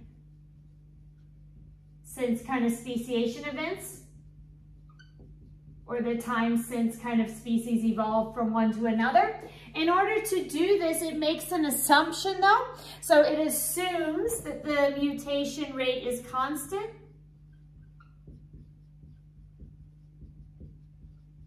So it basically says, if there's this much time between these many mutations between these two that we know the dates from the fossil record, then we could gather the DNA and look at the differences between these two and then kind of use the same time assumption. This is not necessarily true. So this is a hypothesis, not necessarily the truth. Because there are events that could cause an increase in mutation rates at various times. So it's kind of an underpinning assumption, but again, if you looked at kind of mutagens and some things like that, there's certainly reason to think that there could be periods of kind of mutation booms. So we have to be aware and be careful of that. One option when we say DNA sequence is you can actually use a very specific type of DNA, which would be mitochondrial DNA. And one reason why we use this is because it is a smaller genome. So it's a little bit easier to work with, and it's also passed down from mother to mother. So it doesn't have the effect of two parents coming together. So when you start to look at sexual reproduction, then looking at genome changes is more challenging because you're having the adding in of different parents. So this is passed kind of in total. So it's kind of passed in whole, mother to offspring. So it's kind of like using an asexual tool that allows us to kind of look at that. The only problem is it does generally have a high mutation rate because there's less checking of it because it's less important. However, there are a few really important genes on it that relate to the mitochondria. And one example is the cytochrome C. So the cytochrome C complex, which is used in aerobic respiration in the mitochondria. So the gene for the creation of cytochrome C is on the mitochondrial DNA. It's really important and tends to have not had as many mutations to it because of its important role. So a lot of times this data will actually use cytochrome C for mitochondrial DNA to track kind of relatedness. So that's just to give you a heads up if you see that. Those are some things that are kind of commonly used for that to allow us to study the data. Okay, so then most likely you'd be looking at some sort of database question where you would have to actually be able to understand that similarity is connected to relatedness and so forth. The other thing that you could have to do is draw a cladogram.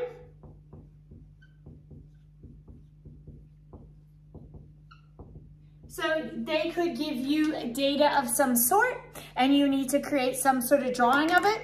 There's two kind of general ways you can draw it that would both be accepted. So you can do basically a linear pathway or a branched one. So if you're doing a linear, you would put down here the common or the oldest ancestor.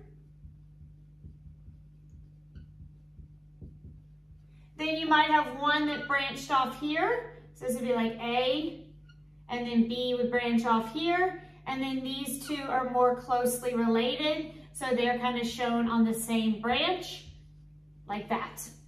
Or you could have B and E branch off there. And then this is generally going to be your most complex organism shown at the top.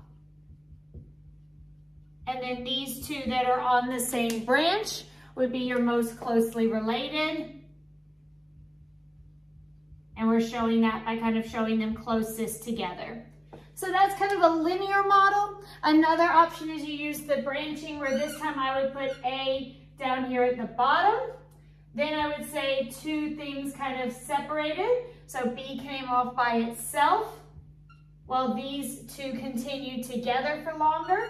And then they branched off at another point in time. And now I have A, C, and D. The pattern should be the same because we're still seeing the idea that these two are the most closely related because they're on a shared branch. So we could say those are in a shared clade.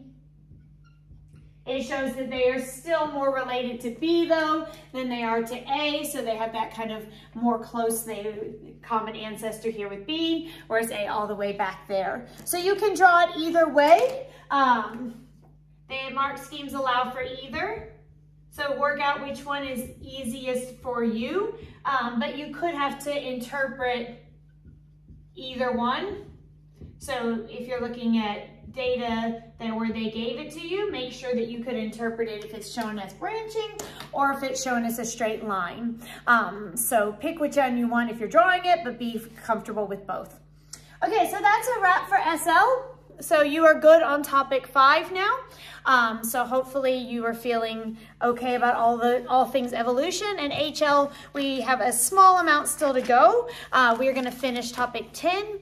So topic 10 only has 3 points, and we did 2 of them last time with the extra stuff on meiosis, linkage, and chi-square. The last part of it is a little bit on different patterns of evolution and gene pools. So we'll knock that out now. Okay, so the last thing in topic 10 is related back to evolution. It's a little bit of a hodgepodge, a few random terms. Probably the main thing is to know the 3 patterns of natural selection in terms of directional, stabilizing, and disruptive, and then to look at different types of speciation. So those are probably the 2 main things, but there are just a couple of little bits and odds pieces that I will pick up along the way. So first of all, they introduced this term gene pool, which for some reason has not been introduced previously. So the idea of a gene pool is starting to make the connection between genetics and evolution, which is probably makes sense why it belongs in topic 10. So basically we're looking at the idea that a gene pool is what genes or alleles are available to a specific population of organisms. So the gene pool is kind of going to be the genes or alleles, including their frequency, to an interbreeding population.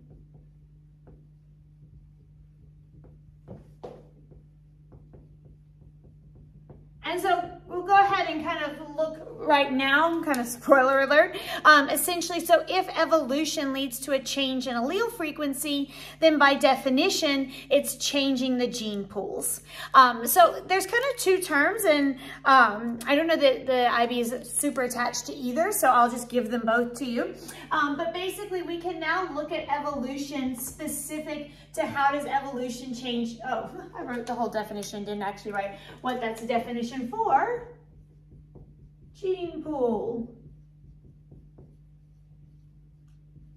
So when we talk about evolution, we can look at big picture evolution. So that's looking at things like convergent, divergent, history of organisms, relatedness of humans to other organisms, things like that. But we can also look at evolution on a very small lens and say for this population, how has the gene pool changed? Which is really what natural selection is. So natural selection is again, starts with a mutation, things like that. So two different terms you'll see for this. One is microevolution.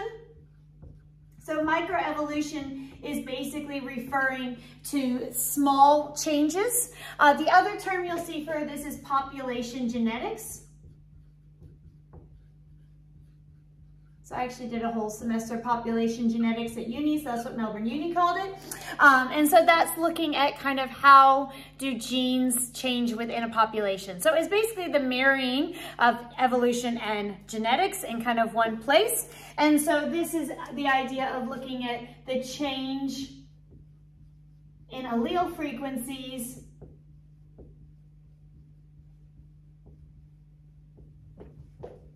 in a gene pool, which again is a single population over time. So again, this is zoomed in evolution. So evolution on a genetic level. This is a really complicated area, and for whatever reason, the IB doesn't go very far into it. So generally speaking, it's this whole mathematical thing. Hardy-Weinberg looked at basically calculating the allele frequencies at one time, and then calculating allele frequencies again. And if the allele frequencies have changed, we can conclude that evolution has occurred. You don't have to know Hardy-Weinberg, which is interesting, but probably a good thing. So we're not worrying about it. So this is actually a really big area that we're just going to kind of scrape the surface of, essentially. So that's one thing, is they wanted to at least introduce that term. The other two things that come up in this is that we need to talk a little bit more about natural selection. So when we look at the change, we can look at it kind of changing it in three different ways. So natural selection can change alleles in three ways.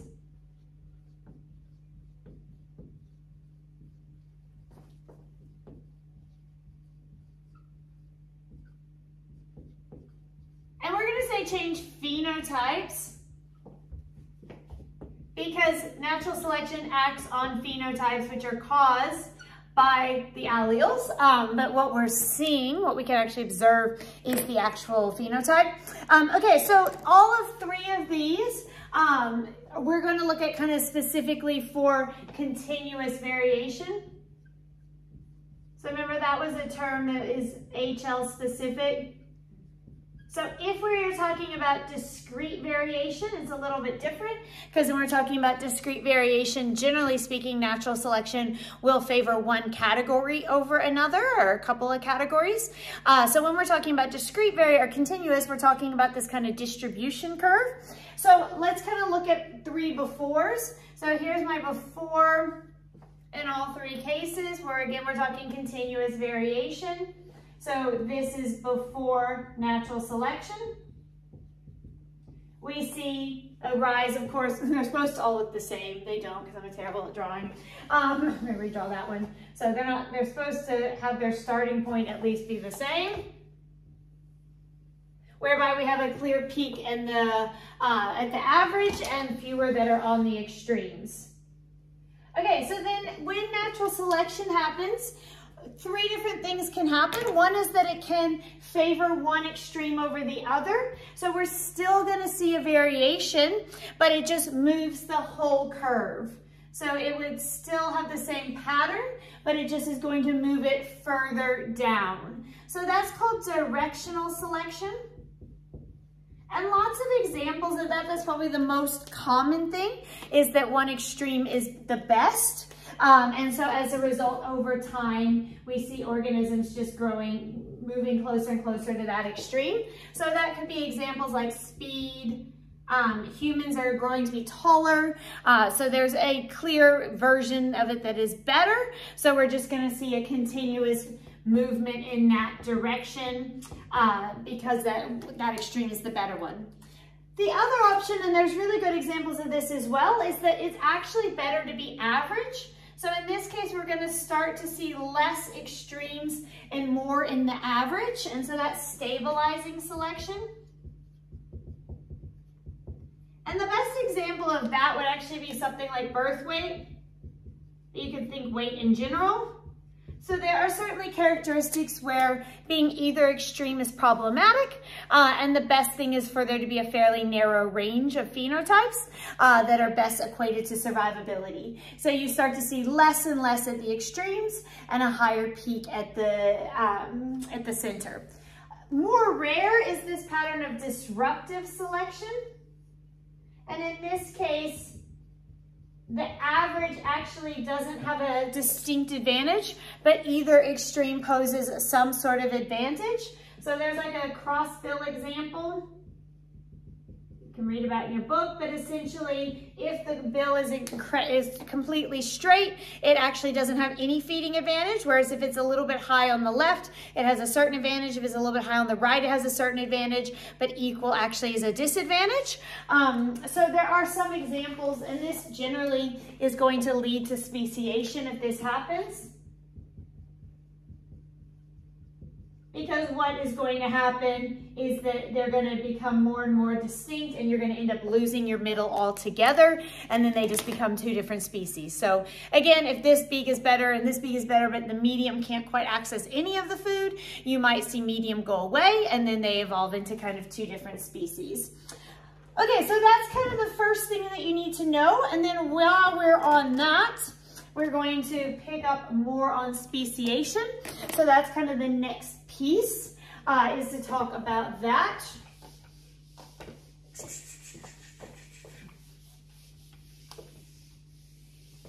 All right, so we've mentioned speciation at an SL level, just that it happens, but now we need to talk a little bit more about how it happens or some of the ways in which it happened. So when we say speciation, we're basically referring to any event whereby individuals that were once interbreeding no longer interbreed and are thus now considered to be two different species. So one original species divides into two that no longer interbreed.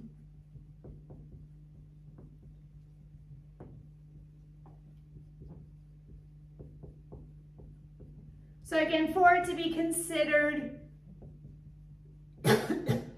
separate species now, we have to see the stopping the interbreeding is kind of the key for that.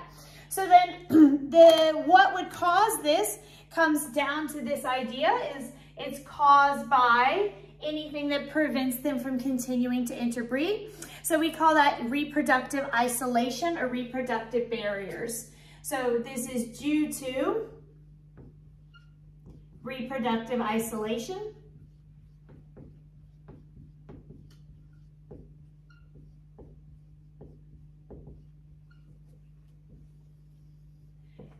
And again, your course is pretty light on this, so you only have to know 3. There's a whole bunch more, but we'll kind of focus on the main thing. So why they no longer interbreed is kind of 2 main categories. So the first option is that they no longer interbreed because there is a physical barrier. So it's due to kind of physical separation.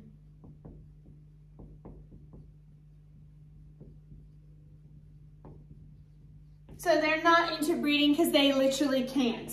The other option is that there is no physical barrier, so they occupy the same space. So there is another barrier, more of a reproductive barrier within the same physical space.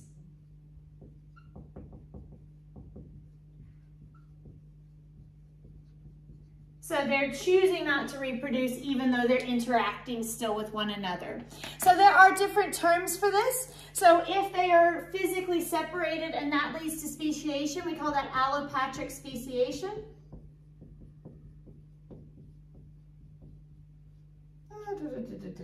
Sorry, you can tell that I'm reaching the end when I can't spell anymore. Allopatric speciation, which just means speciation that is the result of a physical separation. And you can also see that we refer to the isolation. So one thing you can see that called is geographic isolation. And there's lots and lots of examples of this. So squirrels can't cross the Grand Canyon, fish can't swim across the Panama Canal. So you can find tons of examples of this. Again, feel free to read up on some specific ones if you felt like that would help you to have some specific examples. I think there were squirrels, some sort of cute organisms near the Grand Canyon that I saw in the book. But that idea there that they're physically separated from one another. For reproductive barrier, if they're not physically separated, we consider a different type of speciation called sympatric speciation.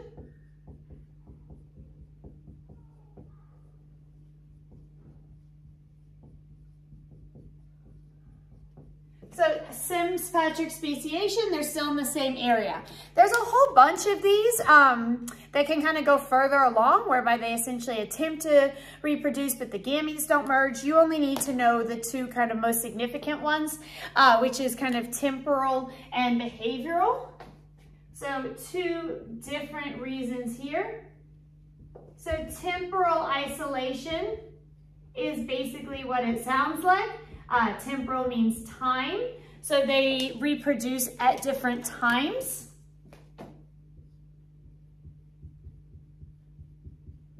And it can be in terms of times of this day, or it could be seasons. So a lot of times they have different mating seasons.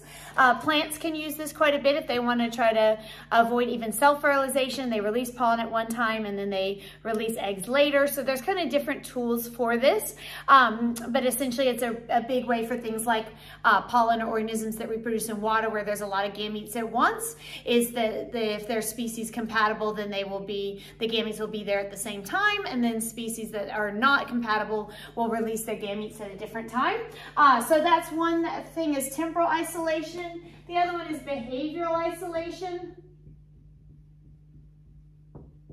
And basically they use different kind of mating calls. So different kind of actions to attract mates.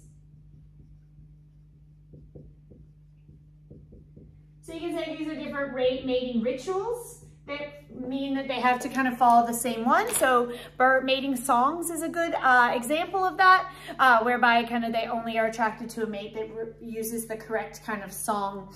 A lot of times these are helpful because sometimes what they're doing is they're preventing what's called a post-zygotic barrier, which is not a term you really need to know, but essentially some organisms are not genetically compatible, whereby if they try to reproduce, the zygote would be frail or not survive or not kind of make it to birth. And so what you don't want is attempted reproduction that's just going to be fruitless. So a lot of times things like this have actually evolved as a mechanism to ensure that if two species are going to use the energy to reproduce, that it will lead to kind of viable, healthy offspring. So it's usually kind of a good pattern to make sure that the speciation is likely to be successful. There is another type that I'm going to include here.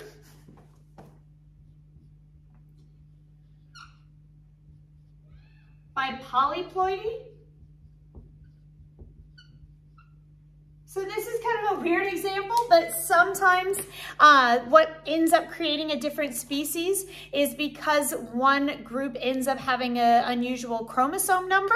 So every now and then what you can see happen is that some species end up with ending up a diploid cell is fertilized by a haploid cell, and they end up with 3 times the chromosome. So this would end up where organisms end up with whole extra sets of chromosomes.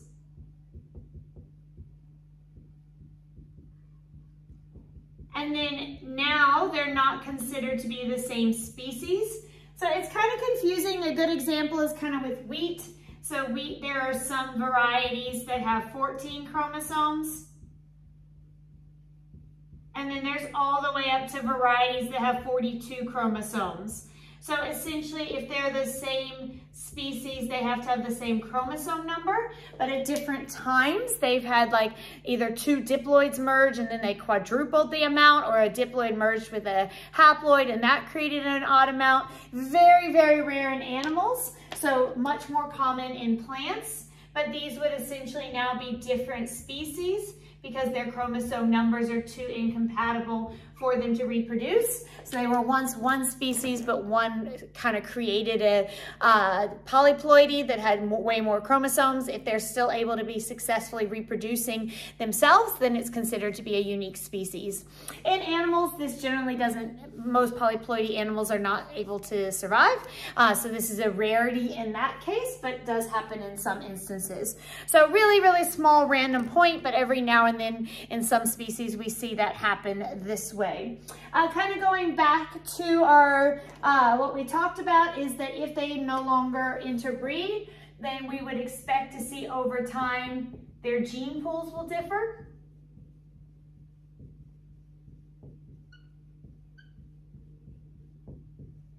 And so that's kind of another marker that speciation has occurred when we start to see kind of distinct differences in their gene pools. So that's just kind of making that connection between that terminology that we started with and kind of going back to that. Last thing that you need to know is just one more set of definitions. And we talked about this when we talked about the evidence for evolution, this idea of gradualism. And the idea that evolution can occur quite gradually over a long period of time with kind of small changes accumulating. So these are kind of two different patterns. So we were talking microevolution, individual alleles. Now we're going back out to macroevolution. So kind of two big picture, I'm going to label it patterns of evolution.